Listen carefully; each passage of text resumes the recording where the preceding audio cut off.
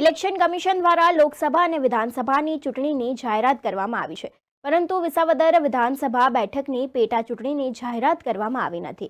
વિસાવદર વિધાનસભામાં પેટા ચૂંટણી યોજવામાં ન આવતા આમ આદમી પાર્ટી આક્રમક બની છે. આજે રવિવાર હોવા છતાંય આમ આદમી પાર્ટી દ્વારા ઈસુદાન ગઢવી, ગોપાલ ઇટાલિયા અને મનોજ સોરઠિયાની અધ્યક્ષતામાં ગાંધીનગર સચિવાલય ખાતે ચૂંટણી કમિશનરને રજૂઆત કરવામાં આવી હતી.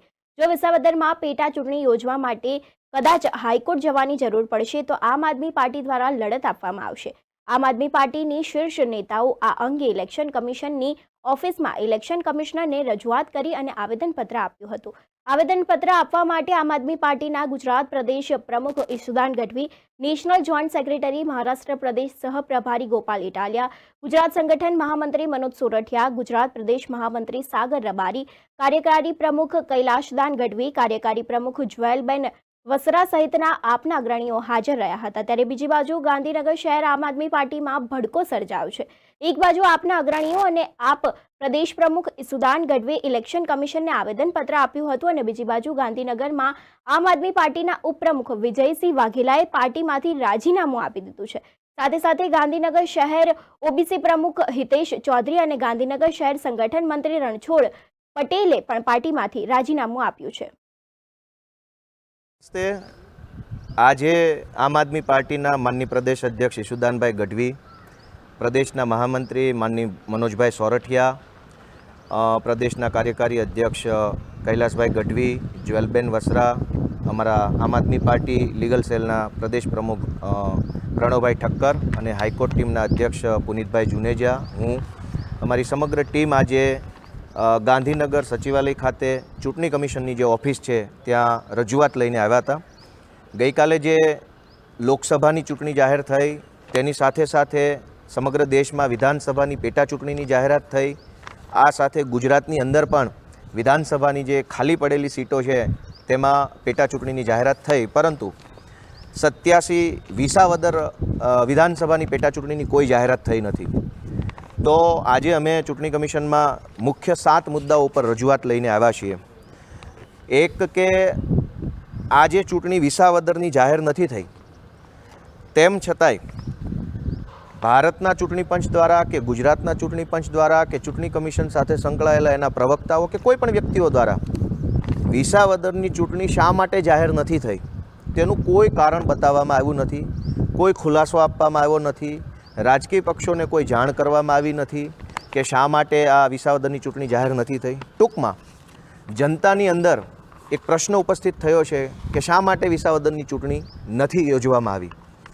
એક તરફ ચૂંટણી પંચ દ્વારા કોઈ ખુલાસો કર્યો નથી, કોઈ કારણ આપ્યું નથી, તેમ છતાંય ભાજપના લોકો દ્વારા અલગ અલગ વાતો ટીવી મીડિયાથી ફેલાવી અને લોકોમાં ભ્રમ ફેલાવવામાં આવે છે અથવા લોકોમાં ગૂંચવણ ઊભી થાય એવું કૃત્ય કરવામાં આવે છે.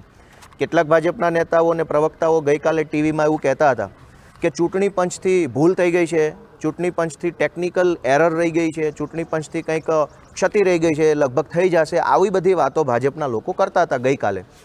અમે આજે ચૂંટણી પંચને રજૂઆત કરી છે કે જ્યારે ચૂંટણી પંચે પોતે જ કોઈ ખુલાસો નથી આપ્યો વિસાવદર બાબતે, તો ભાજપના લોકો ઇલેક્શન કમિશનના નામ ઉપર કેવી રીતે ખુલાસાઓ કરે છે?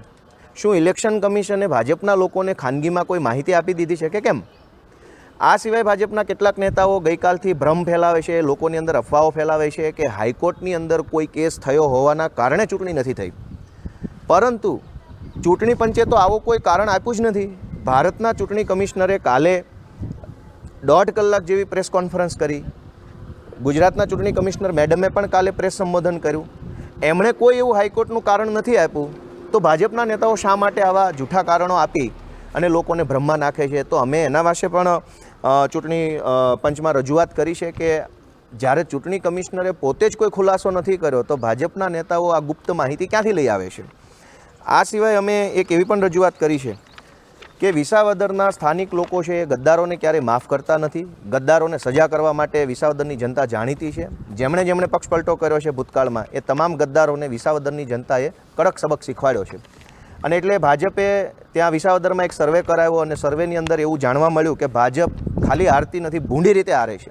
એવું ભાજપના સર્વેમાં જ્યારે આવ્યું ત્યારે ભાજપે ચૂંટણી પંચ ઉપર દબાણ લાવી, ચૂંટણી પંચને મેનિપ્યુલેટ કરી, કોઈ પણ રીતે યેનકેન યુક્તિ પ્રયુક્તિ કરી વિસાવદરની સીટમાં ચૂંટણી ન થાય એવું ષડયંત્ર ગોઠવ્યું છે, આવી વાત લોકમુખે ચર્ચાઈ રહી છે. જનતાની અંદર આવો એક શંકા ફેલાઈ છે, એક ચિંતા પણ ફેલાઈ ગઈ છે. જનતા વિચારે છે કે ખરેખર આ વસ્તુ સાચી હશે કે ખોટી.